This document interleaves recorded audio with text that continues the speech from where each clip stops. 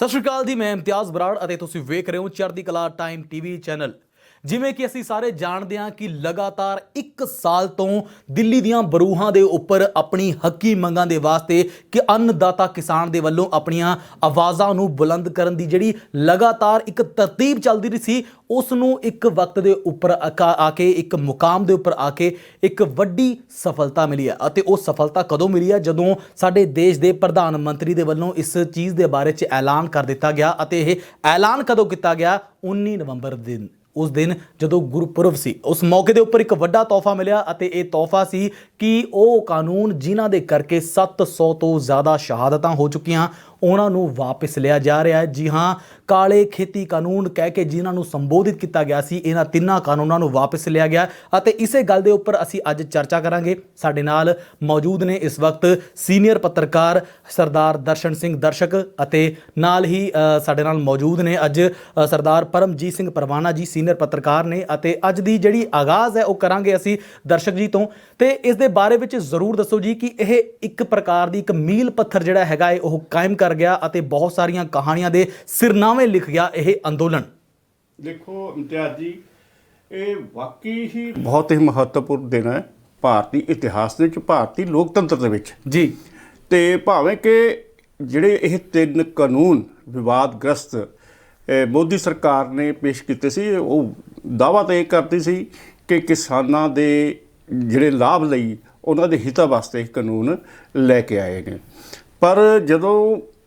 ਇਸ ਦਾ ਐਨਾਲਿਸਿਸ ਕਰਦੇ ਆ, ਮਾਹਿਰਾਂ ਨੇ ਜੋ ਰਾਏ ਦਿੱਤੀ ਹੈ, ਕਿਸਾਨਾਂ ਨੂੰ ਇਹ ਲੱਗਿਆ ਕਿ ਜੇ ਕਾਨੂੰਨ ਲਾਗੂ ਹੋ ਜਾਂਦੇ ਨੇ ਤਾਂ ਉਹਨਾਂ ਦੀ ਜਿਹੜੀ ਜੀਵਨ ਰੇਖਾ ਉਹ ਖਤਮ ਹੋ ਜਾਊਗੀ ਜੀ। ਉਹ ਬਿਲਕੁਲ ਧਰਤੀ ਦੇ ਜਿਹੜੇ ਪੁੱਤ ਨੇ ਰੁਲ ਜਾਣਗੇ। ਇਸ ਕਰਕੇ ਇਹ ਅੰਦੋਲਨ ਸ਼ੁਰੂ ਹੋਇਆ। ਸ਼ੁਰੂ ਹੋਣ ਦੇ ਦੌਰਾਨ ਕਈ ਦੌਰ ਦੀ ਜਿਹੜੀ ਗੱਲਬਾਤ ਹੋਈ, ਜਿਹਦੇ ਵਿੱਚ ਜਿਹੜੀ ਭਾਜਪਾ ਸਰਕਾਰ ਹੈ ਜਾਂ ਉਹਦੇ ਲੀਡਰ ਸੀਗੇ,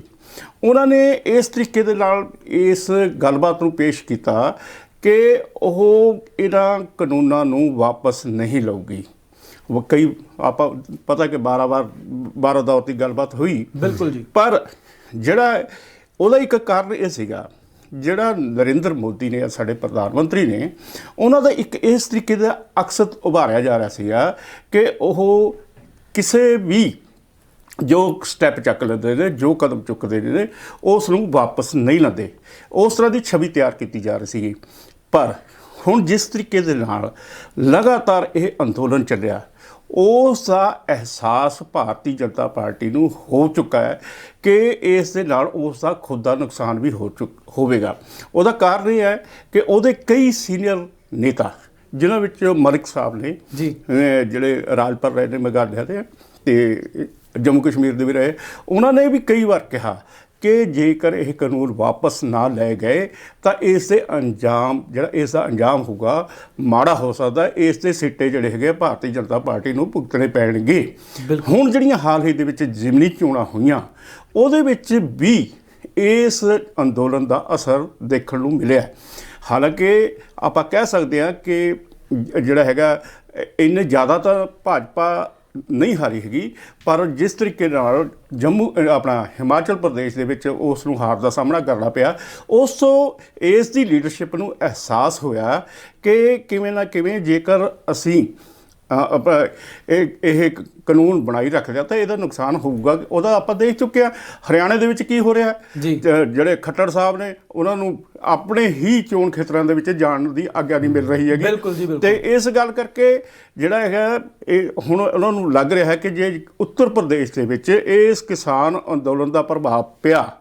ਤਾਂ ਹੋ ਸਕਦਾ ਹੈ ਕਿ ਭਾਰਤੀ ਜਨਤਾ ਪਾਰਟੀ ਨੂੰ ਨੁਕਸਾਨ ਹੋਵੇ। ਜੇ ਉੱਥੇ ਨੁਕਸਾਨ ਹੋਇਆ ਤਾਂ ਵੱਡੀ ਗਿਣਤੀ ਵਿੱਚ ਆਉਣ ਵਾਲੇ ਸਮੇਂ ਦੇ ਵਿੱਚ ਲੋਕ ਸਭਾ ਦੀਆਂ ਚੋਣਾਂ ਦੌਰਾਨ ਵੀ ਉਸ ਨੂੰ ਨੁਕਸਾਨ ਹੋ ਸਕਦਾ ਸੀਗਾ। ਇਸ ਗੱਲ ਕਰਕੇ ਮੋਦੀ ਸਾਹਿਬ ਨੇ ਇਹ ਜਿਹੜੇ ਕਾਨੂੰਨ ਵਾਪਸ ਲੈਣ ਦਾ ਜਿਹੜਾ ਹੈਗਾ ਮਨ ਬਣਾਇਆ ਹੈ ਬਿਲਕੁਲ ਜੀ। ਤੇ ਇੱਥੇ ਦਰਸ਼ਕ ਜੀ ਨੇ ਬਹੁਤ ਵਧੀਆ ਜਾਣਕਾਰੀ ਦਿੱਤੀ ਹੈ, ਕਿਉਂਕਿ ਸ਼ੁਰੂ ਤੋਂ ਹੀ ਅਸੀਂ ਲਗਾਤਾਰ ਸੁਣਦੇ ਆ ਰਹੇ ਸੀ ਇਸ ਬਾਰੇ 'ਚ ਕਿ ਇੱਕ ਵਾਰ ਜਿਹੜੀ ਉਹਨਾਂ ਦੇ ਵੱਲੋਂ ਫੈਸਲਾ ਲਿਆ ਗਿਆ, ਨਰਿੰਦਰ ਮੋਦੀ ਦੇ ਵੱਲੋਂ ਜੇ ਕੋਈ ਫੈਸਲਾ ਕਰ ਲਿਆ ਗਿਆ ਕਿ ਇਸ ਚੀਜ਼ ਨੂੰ ਮੈਨੇ ਇੱਕ ਕਾਨੂੰਨ ਬਣਾ ਦੇਣਾ। ਹੁਣ ਅਸੀਂ ਇਸ ਵਕਤ ਦੀ ਗੱਲ ਨਹੀਂ ਕਰਦੇ, ਥੋੜਾ ਜਿਹਾ ਪਿੱਛੇ ਚਲੇ ਜਾਂਦੇ ਹਾਂ ਜੀ। ਡੀਮੋਨੇਟਾਈਜੇਸ਼ਨ, ਨੋਟਬੰਦੀ ਹੋਈ ਸੀ, ਉਹਦੇ ਵਿੱਚ ਬਹੁਤ ਜ਼ਿਆਦਾ ਨੁਕਸਾਨ ਹੋਇਆ, ਸਾਡੀ ਅਰਥ ਵਿਵਸਥਾ ਜਿਹੜੀ ਹੈਗੀ ਸੀ ਡਾਵਾਂਡੋਲ ਹੋ ਗਈ, ਪਰੰਤੂ ਉਹਨਾਂ ਦੇ ਵੱਲੋਂ ਇੱਕ ਵੀ ਸਟੈਪ ਜਿਹੜਾ ਹੈਗਾ ਪਿੱਛੇ ਨਹੀਂ ਲਿਆ ਗਿਆ। ਪਰੰਤੂ ਉਹਨਾਂ ਦੇ ਜਿਹੜੇ ਇੱਕ ਸਕਾਰਾਤਮਕ ਜਾਂ ਫਿਰ ਨਕਾਰਾਤਮਕ ਜਿਹੜੇ ਵੀ ਹੈਗੇ ਸੀ ਨਤੀਜੇ ਭੁਗਤਣੇ ਪੈਣੇ, ਉਹ ਸਾਡੇ ਸਾਰਿਆਂ ਦੇ ਸਾਹਮਣੇ, ਉਹਦੇ ਵਿੱਚ ਕਿਸੇ ਨੂੰ ਕੁਝ ਦੱਸਣ ਦੀ ਜ਼ਰੂਰਤ ਨਹੀਂ ਹੈਗੀ। ਪਰੰਤੂ ਇਸ ਵਕਤ ਜਿਹੜਾ ਉਹਨਾਂ ਦੇ ਵੱਲੋਂ ਫੈਸਲਾ ਲਿਆ ਗਿਆ, ਇਹ ਗੱਲ ਜਿਹੜੀ ਹੈਗੀ ਮੈਂ ਪੁੱਛਣੀ ਚਾਹਾਂਗਾ ਪਰਮਜੀਤ ਸਿੰਘ ਪਰਵਾਨਾ ਹੋਰਾਂ ਤੋਂ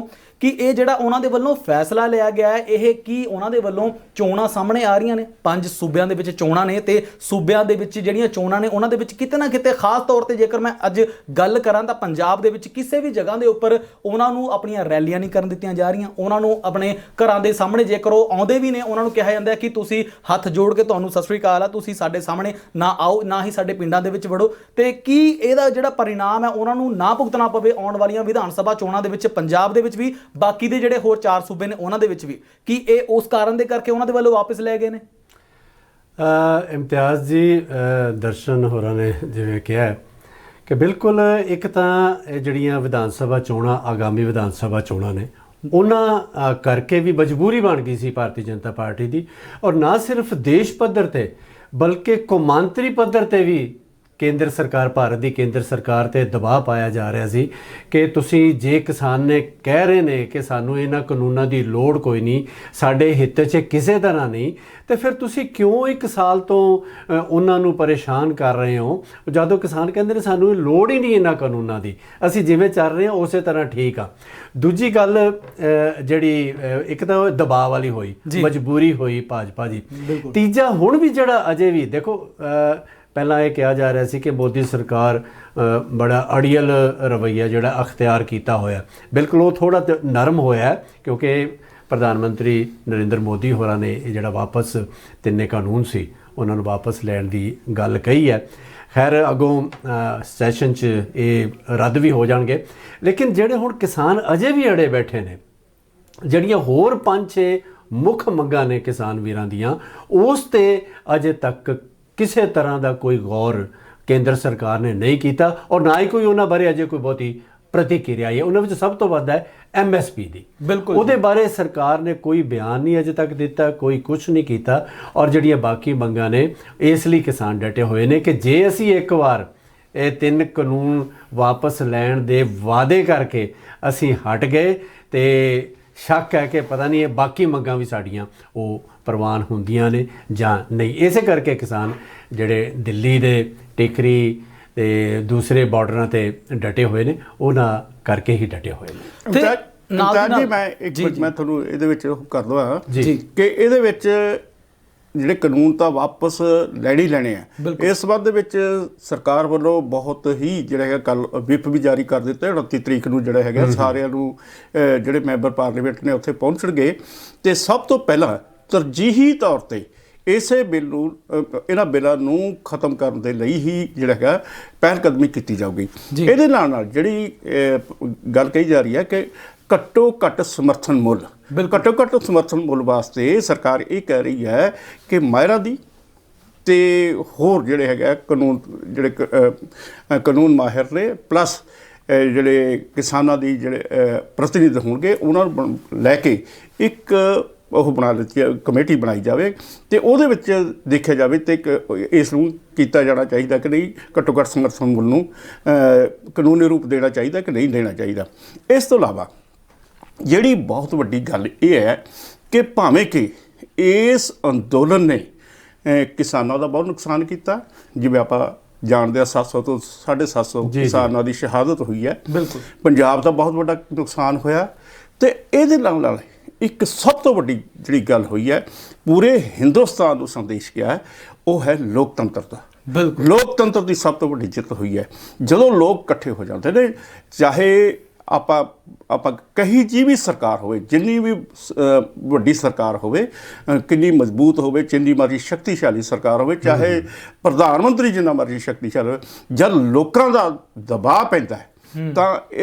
ਉਹਨਾਂ ਸਰਕਾਰਾਂ ਨੂੰ ਵੀ ਝੁਕਣਾ ਪੈ ਜਾਂਦਾ ਹੈ, ਚਾਹੇ ਉਹ ਹਿੰਦੁਸਤਾਨ ਦੀ ਸਰਕਾਰ ਹੋਵੇ, ਚਾਹੇ ਅਮਰੀਕਾ ਦੀ ਸਰਕਾਰ ਹੋਵੇ, ਕੋਈ ਵੀ ਜਿਹੜੀ ਵੀ ਸਰਕਾਰ ਹੈ। ਤੇ ਇਹ ਲੋਕਤੰਤਰ ਦਾ ਜਿਹੜਾ ਬਹੁਤ ਹੀ ਵੱਡੀ ਜਿੱਤ ਹੈ, ਭਾਵੇਂ ਕਿ ਪੰਜਾਬ ਦਾ ਬਹੁਤ ਨੁਕਸਾਨ ਹੋਇਆ, ਕਿਸਾਨਾਂ ਦਾ ਬਹੁਤ ਨੁਕਸਾਨ ਹੋਇਆ। ਬਿਲਕੁਲ ਜੀ ਬਿਲਕੁਲ, ਕਿਉਂਕਿ ਇਹਦੇ ਬਾਰੇ ਵਿੱਚ ਲਗਾਤਾਰ ਗੱਲਾਂ ਚੱਲ ਰਹੀਆਂ ਸੀ, ਜਿੱਥੇ ਕਿ ਕਿਸਾਨਾਂ ਦੇ ਵੱਲੋਂ ਸ਼ੁਰੂਆਤ ਦੇ ਪਹਿਲੇ ਦਿਨ ਤੋਂ ਲੈ ਕੇ ਅਖੀਰ ਤੱਕ ਇਹੀ ਗੱਲ ਕਹੀ ਜਾ ਰਹੀ ਸੀ ਕਿ ਜਿਹੜੇ ਕਾਨੂੰਨ ਸਾਨੂੰ ਚਾਹੀਦੇ ਹੀ ਨਹੀਂ ਹੈਗੇ ਉਹ ਤੁਸੀਂ ਸਾਡੇ ਉੱਪਰ ਕਿਵੇਂ ਥੋਪ ਸਕਦੇ ਹੋ। ਇਸੇ ਕਰਕੇ ਉਹਨਾਂ ਨੇ ਕਾਲਾ ਸ਼ਬਦ ਜਿਹੜਾ ਹੈਗਾ ਉਹ ਇਹਦੇ ਨਾਲ ਐਡ ਕਰ ਦਿੱਤਾ ਸੀ ਕਿ ਇਹ ਸਾਡੇ ਵਾਸਤੇ ਕਾਲੇ ਕਾਨੂੰਨ ਨੇ ਅਤੇ ਇਹਨਾਂ ਕਾਲੇ ਕਾਨੂੰਨਾਂ ਨੂੰ ਅਸੀਂ ਕਿਸੇ ਵੀ ਤਰੀਕੇ ਦੇ ਨਾਲ, ਤਾਨਾਸ਼ਾਹੀ ਤਰੀਕੇ ਦੇ ਨਾਲ ਅਸੀਂ ਆਪਣੇ ਉੱਪਰ ਥੋਪਣ ਨਹੀਂ ਦੇਵਾਂਗੇ। ਪਰੰਤੂ ਇੱਥੇ ਨਾਲ ਦੀ ਨਾਲ ਸਵਾਲ ਜਿਹੜਾ ਹੈਗਾ ਉਹ ਇੱਕ ਬਹੁਤ ਵੱਡਾ ਇਹ ਵੀ ਉੱਭਰ ਕੇ ਆਉਂਦਾ ਹੈ ਕਿ ਇਸ ਪੂਰੇ ਦੇ ਪੂਰੇ ਅੰਦੋਲਨ ਨੂੰ ਕਹਿੰਦੇ ਨੇ ਕਿ 26 ਜਨਵਰੀ ਨੂੰ ਜਦੋਂ ਟਰੈਕਟਰ ਪਰੇਡ ਹੁੰਦੀ ਹੈ, ਟਰੈਕਟਰ ਪਰੇਡ ਦੇ ਵਿੱਚ ਜਦੋਂ ਉਹਦੇ ਵਿੱਚ ਬਹੁਤ ਵੱਡਾ ਇੱਕ ਵਰਤਾਰਾ ਘਟ ਜਾਂਦਾ, ਜਿੱਥੇ ਕਿ ਤੁਸੀਂ ਸਾਰੇ ਜਾਣਦੇ ਹੋ ਕਿ ਇਹ ਆਪਣੇ ਜੋ ਦਿੱਤੇ ਹੋਏ ਰੂਟ ਤੋਂ ਜਦੋਂ ਇੱਕ ਲੈਫਟ ਰਾਈਟ ਹੋ ਜਾਂਦੇ ਨੇ ਸਾਰੀ ਭੀੜ, ਤਾਂ ਉੱਥੇ ਜਦੋਂ ਲਾਲ ਕਿਲੇ ਦੇ ਵਿੱਚ ਇਹ ਘਟਨਾ ਵਾਪਰਦੀ ਹੈ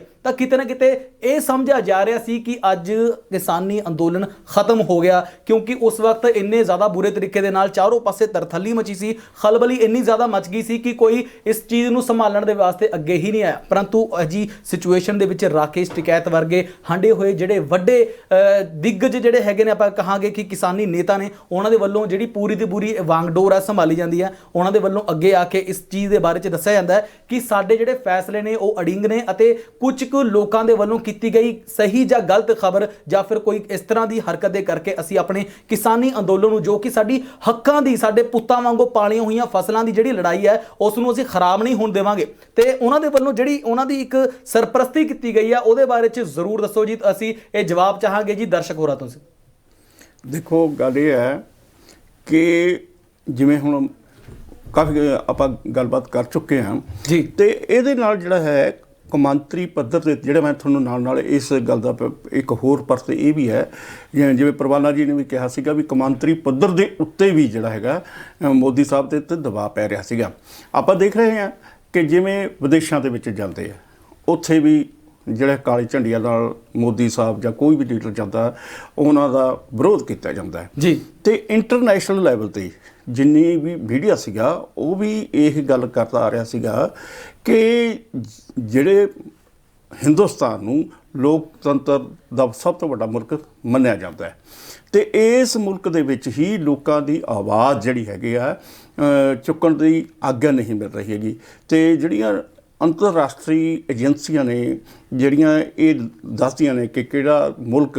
ਲੋਕਤੰਤਰ ਦੇ ਵਿੱਚ ਅੱਗੇ ਹੈ, ਉਹ ਵੀ ਹੁਣ ਇਹ ਮਤਲਬ ਦਿਖਾਉਣ ਲੱਗ ਗਿਆ ਸੀਗਾ ਕਿ ਜਿਹੜਾ ਭਾਰਤ ਦਾ ਲੋਕਤੰਤਰ ਹੈ ਉਹ ਜਿਹੜਾ ਹੈਗਾ ਹੇਠਾਂ ਵੱਲ ਜਾ ਰਿਹਾ, ਡਾਊਨ ਜਾ ਰਿਹਾ ਹੈ। ਤੇ ਇਸ ਗੱਲ ਕਰਕੇ ਜਿਹੜੇ ਕੌਮਾਂਤਰੀ ਪੱਧਰ ਦੇ ਅਖਬਾਰ ਸੀਗੇ ਉਹ ਵੀ ਮੋਦੀ ਸਾਹਿਬ ਦੇ ਖਿਲਾਫ ਲਿਖ ਰਹੇ ਸੀ। ਇਸ ਕਰਕੇ ਮੋਦੀ ਸਾਹਿਬ ਦਾ ਅੰਤਰਰਾਸ਼ਟਰੀ ਪੱਧਰ ਦੇ ਉੱਤੇ ਵੀ ਨੁਕਸਾਨ ਹੋ ਰਿਹਾ ਸੀਗਾ, ਅਕਸ ਖਰਾਬ ਹੋ ਰਿਹਾ ਸੀਗਾ। ਤੇ ਇਹ ਭਾਵੇਂ ਕਿ ਆਪਾਂ ਇਹ ਵੀ ਗੱਲ ਕਹਿੰਦੇ ਹਾਂ ਕਿ ਜਿਸ ਤਰੀਕੇ ਦੇ ਨਾਲ ਉਹਨਾਂ ਦਾ ਇੱਥੇ ਹਿੰਦੁਸਤਾਨ ਦੇ ਵਿੱਚ ਅਕਸ ਸੀਗਾ ਕਿ ਜਿਹੜਾ ਉਹ ਕਦਮ ਚੁੱਕਣ ਹੁੰਦੇ ਨੇ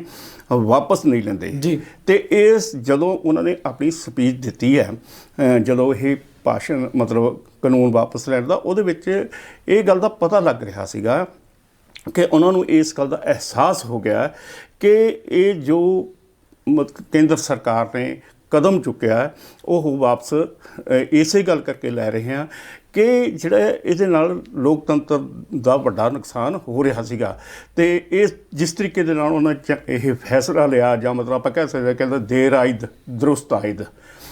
ਚਲੋ ਲੈ ਤਾਂ ਲਿਆ, ਪਰ ਇਹ ਹੈ ਵੀ ਆਉਣ ਵਾਲੇ ਸਮੇਂ ਦੇ ਵਿੱਚ ਫਿਰ ਮੈਂ ਦੁਬਾਰਾ ਉਹੀ ਗੱਲ ਕਹਿਣਾ ਕਿ ਲੋਕਤੰਤਰ ਬਹੁਤ ਮਜ਼ਬੂਤ ਹੋਇਆ। ਇੱਕ ਵਾਰ ਫਿਰ ਪੰਜਾਬ ਇਸ ਦੇ ਵਿੱਚ ਝੰਡੀ ਲੈ ਗਿਆ। ਤੁਹਾਨੂੰ ਪਤਾ ਹੈ ਕਿ ਜਦੋਂ ਐਮਰਜੈਂਸੀ ਲੱਗੀ ਸੀਗੀ ਤਾਂ ਉਦੋਂ ਵੀ ਜਦੋਂ ਇੰਦਰਾ ਗਾਂਧੀ ਇੱਕ ਨਿਰੰਕੁਸ਼ ਸ਼ਾਸਕ ਦੇ ਤਰੀਕੇ ਨਾਲ ਕੰਮ ਕਰਦੀ ਸੀ ਤਾਂ ਪੰਜਾਬ ਦੇ ਲੋਕਾਂ ਨੇ ਉਸ ਦਾ ਸਭ ਤੋਂ ਜ਼ਿਆਦਾ ਵਿਰੋਧ ਕੀਤਾ ਤੇ ਉਸ ਦੇ ਵਿੱਚ ਵੀ ਕੇਂਦਰ ਨੂੰ ਝੁਕਣਾ ਪਿਆ ਸੀਗਾ। ਇਸ ਵਾਰ ਵੀ ਕੇਂਦਰ ਨੂੰ ਝੁਕਣਾ ਪੈ ਗਿਆ। ਬਿਲਕੁਲ ਜੀ ਬਿਲਕੁਲ, ਕਿਉਂਕਿ ਨਾ ਇਨਸਾਫੀ ਦੇ ਖਿਲਾਫ ਆਵਾਜ਼ ਬੁਲੰਦ ਕਰਨ ਵਾਲੀ ਕੌਮ ਹੈ ਪੰਜਾਬ ਦੀ, ਤੇ ਉਹਨਾਂ ਦੇ ਵੱਲੋਂ ਸ਼ੁਰੂ ਤੋਂ ਲੈ ਕੇ ਅਖੀਰ ਤੱਕ ਟਿਲ ਦਾ ਟਾਈਮ, ਅੱਜ ਅਸੀਂ 21ਵੀਂ ਸਦੀ ਦੇ ਵਿੱਚ ਵੀ ਪੁੱਜ ਚੁੱਕੇ ਹਾਂ। ਮਗਰ ਉਹ ਕਹਿੰਦੇ ਨੇ ਕਿ ਜਿਹੜੀ ਇੱਕ ਜੋ ਜਨੂਨ ਹੁੰਦਾ ਹੈ, ਜੋਸ਼ ਹੁੰਦਾ ਹੈ ਤੁਹਾਡੇ ਖੂਨ ਦੇ ਵਿੱਚ, ਉਹ ਕਦੇ ਵੀ ਨਹੀਂ ਮਰਦਾ, ਚਾਹੇ ਸਾਲ ਜਿਹੜਾ ਮਰਜ਼ੀ ਚੱਲਦਾ ਹੋਵੇ, ਚਾਹੇ ਮੌਸਮ ਜਿਹੜਾ ਮਰਜ਼ੀ ਚੱਲਦਾ ਹੋਵੇ ਅਤੇ ਚਾਹੇ ਸਰਕਾਰ ਜਿਸ ਦੀ ਮਰਜ਼ੀ ਹੋਵੇ, ਉਹ ਖੂਨ ਕਦੇ ਵੀ ਨਹੀਂ ਬਦਲਦਾ। ਤੇ ਇਸ ਦੇ ਵਿੱਚ ਹੀ ਨਾਲ ਦੀ ਨਾਲ ਅਸੀਂ ਗੱਲ ਜ਼ਰੂਰ ਕਰਨੀ ਚਾਹਾਂਗੇ, ਕਿਉਂਕਿ ਜਿਵੇਂ ਇਸ ਦੇ ਪੂਰੇ ਅੰਦੋਲਨ ਦੇ 1 ਸਾਲ ਦੇ ਦਰਮਿਆਨ ਬਹੁਤ ਸਾਰੇ ਹਾਲਾਤ ਸਾਹਮਣੇ ਆਏ, ਚਾਹੇ ਉਹ ਕਰਨਾਲ ਦਾ ਹੋਵੇ, ਚਾਹੇ ਉਹ ਲਖੀਮਪੁਰ ਖੀਰੀ ਦਾ ਹੋਵੇ। ਉੱਥੇ ਬਹੁਤ ਸਾਰੀਆਂ ਅਜਿਹੀਆਂ ਵਾਰਤਾਵਾਂ ਵੀ ਹੋਈਆਂ ਜਿਨ੍ਹਾਂ ਦੇ ਵਿੱਚ ਹਿਰਦਿਆਂ ਨੂੰ ਵਲੁੰਦਰ ਕੇ ਰੱਖ ਦਿੱਤਾ ਗਿਆ, ਜਿੱਥੇ ਕਿ ਇੱਕ ਗੱਡੀ ਆਉਂਦੀ ਹੈ ਤੇ ਉਸ ਗੱਡੀ ਦੇ ਵਿੱਚ ਜੋ ਸਵਾਰ ਹੈ, ਉਹ ਸਵਾਰ ਦੇ ਵੱਲੋਂ ਆਪਣੇ ਇੱਕ ਧੌਂਸ ਜਮਾਈ ਜਾਂਦੀ ਹੈ ਆਪਣੇ ਫਾਦਰ ਦੇ ਤਾਕਤ ਦੀ। ਠੀਕ ਹੈ ਜੀ, ਤੇ ਮੈਂ ਤੁਸੀਂ ਸਮਝ ਰਹੇ ਹੋ ਕਿ ਮੈਂ ਲਖੀਮਪੁਰ ਖੀਰੀ ਦੀ ਗੱਲ ਕਰ ਰਿਹਾ। ਲਖੀਮਪੁਰ ਖੀਰੀ ਦੇ ਵਿੱਚ ਜਦੋਂ ਉਹ ਵਾਰਦਾਤ ਹੁੰਦੀ ਹੈ ਤਾਂ ਉਸ ਦੇ ਵਿੱਚ ਬਹੁਤ ਸਾਰੇ ਕਿਸਾਨਾਂ ਦੀਆਂ ਜਾਨਾਂ ਚਲੀਆਂ ਜਾਂਦੀਆਂ ਨੇ। ਤਾਂ ਇਸ ਅਜਿਹੀਆਂ ਜਿਹੜੀਆਂ ਹੈਗੀਆਂ ਨੇ ਪ੍ਰਤੀਕਿਰਿਆਵਾਂ, ਅਜਿਹੇ ਛੋਟੀ ਤੋਂ ਲੈ ਕੇ ਵੱਡੀਆਂ ਜਿਹੜੀਆਂ ਵੀ ਗੱਲਾਂ ਬਾਤਾਂ ਹੁੰਦੀਆਂ ਨੇ, ਉਹਨਾਂ ਦੇ ਵਿੱਚ ਕਿਸਾਨਾਂ ਦੇ ਵੱਲੋਂ ਕਿਸ ਪ੍ਰਕਾਰ ਦੇ ਨਾਲ ਆਪਣੇ ਆਪ ਨੂੰ ਇੱਕ ਬਹੁਤ ਹੀ ਸਕਾਰਾਤਮਕ ਅਤੇ ਵਧੀਆ ਤਰੀਕੇ ਨਾਲ ਪੇਸ਼ ਕੀਤਾ ਗਿਆ। ਕਿਸਾਨਾਂ ਨੇ ਉਸ ਹਾਲਾਤ ਦੇ ਵਿੱਚ ਵੀ ਜਾ ਕੇ ਹਥਿਆਰ ਨਹੀਂ ਚੱਕੇ, ਕਿਸਾਨਾਂ ਨੇ ਸ਼ਾਂਤੀ ਦਾ ਜਿਹੜਾ ਹੈਗਾ ਪੱਲਾ ਨਹੀਂ ਛੱਡਿਆ। ਇਸ ਦੇ ਬਾਰੇ 'ਚ ਪਰਵਾਨਾ ਜੀ ਜ਼ਰੂਰ ਦੱਸੋ ਜੀ। ਬਿਲਕੁਲ ਜੀ, ਬਿਲਕੁਲ ਸ਼ਾਂਤ ਰਹੇ ਨੇ ਕਿਸੇ ਤਰ੍ਹਾਂ ਦੇ। ਭਾਵੇਂ ਕਈ ਵਾਰ ਅੰਦੋਲਨ 'ਚ ਇਸ ਤਰ੍ਹਾਂ ਲੱਗਿਆ ਕਿ ਕੁਝ ਐਸੇ ਅੰਸਰ ਆ ਗਏ ਨੇ ਜਿਨ੍ਹਾਂ ਨਾਲ ਗੜਬੜ ਹੋਣ ਦੀ ਸੰਭਾਵਨਾ ਹੈ, ਲੇਕਿਨ ਜਿਸ ਤਹੱਮਲ ਨਾਲ, ਸ਼ਾਂਤੀ ਨਾਲ ਕਿਸਾਨ ਵੀਰਾਂ ਨੇ ਹੁਣ ਤੱਕ ਅੰਦੋਲਨ ਚਲਾਇਆ ਔਰ ਅੱਗੋਂ ਵੀ ਜਦੋਂ ਤੱਕ ਕੇਂਦਰ ਸਰਕਾਰ ਉਹਨਾਂ ਦੀਆਂ ਬਾਕੀ ਮੰਗਾਂ ਨਹੀਂ ਮੰਨਦੀ, ਉਹ ਇਸੇ ਤਰ੍ਹਾਂ ਹੀ ਆਪਣੇ ਅੰਦੋਲਨ ਨੂੰ ਚਲਾਉਣਗੇ। ਇੱਕ ਗੱਲ ਮੈਂ ਜ਼ਰੂਰ ਹੋਰ ਕਹਿਣੀ ਚਾਹਾਂਗਾ ਜੀ ਕਿ ਜੇ ਪ੍ਰਧਾਨ ਮੰਤਰੀ ਨਰਿੰਦਰ ਮੋਦੀ ਸੱਚੇ ਮਨੋਂ ਕਿਸਾਨਾਂ ਦੇ ਹਿਤਕਾਰੀ ਨੇ, ਉਹਨਾਂ ਦੀ ਆਮਦਨ ਕੁਝ ਅਗਲੇ ਸਾਲਾਂ ਤੱਕ ਉਹ ਦੁੱਗਣੀ ਕਰਨਾ ਚਾਹੁੰਦੇ ਨੇ, ਤੇ ਉਹਨਾਂ ਨੂੰ ਜਿਹੜੇ ਬਾਕੀ ਮੰਗਾਂ ਨੇ ਨਾ ਕਿਸਾਨਾਂ ਦੀਆਂ,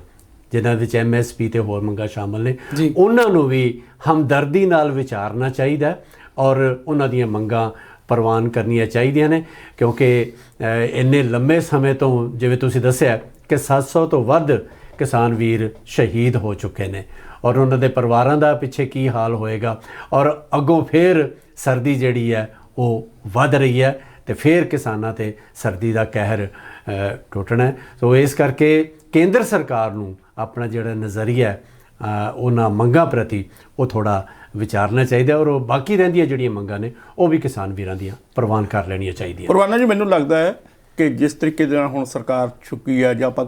ਕਹਿ ਸਕਦੇ ਹਾਂ ਪਰ ਉਹ ਸਰਕਾਰ ਹੁਣ ਇਹ ਮੰਗਾਂ ਮੰਨੇਗੀ। ਇਸ ਤਰੀਕੇ ਨਾਲ ਉਹ ਕਿਸਾਨਾਂ ਨੂੰ ਬਿਠਾ ਕੇ, ਬੜੀ ਚੰਗੀ ਗੱਲ ਹੈ ਜੀ, ਉਹ ਵੇਲਾ ਜਲਦੀ ਆਵੇ। ਹਾਂ, ਜਿਹੜੇ ਨੁਕਸਾਨ ਤੋਂ ਬਚਣ ਦੇ ਲਈ ਕੇਂਦਰ ਸਰਕਾਰ ਨੇ ਇਹ ਕਦਮ ਚੁੱਕਿਆ ਤੇ ਬਾਕੀ ਕਦਮ ਵੀ ਚੁੱਕੇਗੀ। ਇਮਤਿਆਜ਼ ਜੀ, ਇਹਦੇ ਨਾਲ ਮੈਂ ਇੱਕ ਹੋਰ ਛੋਟੀ ਜਿਹੀ ਗੱਲ ਕਹਿਣਾ ਚਾਹੁੰਦਾ ਕਿ ਇਸ ਅੰਦੋਲਨ ਨੇ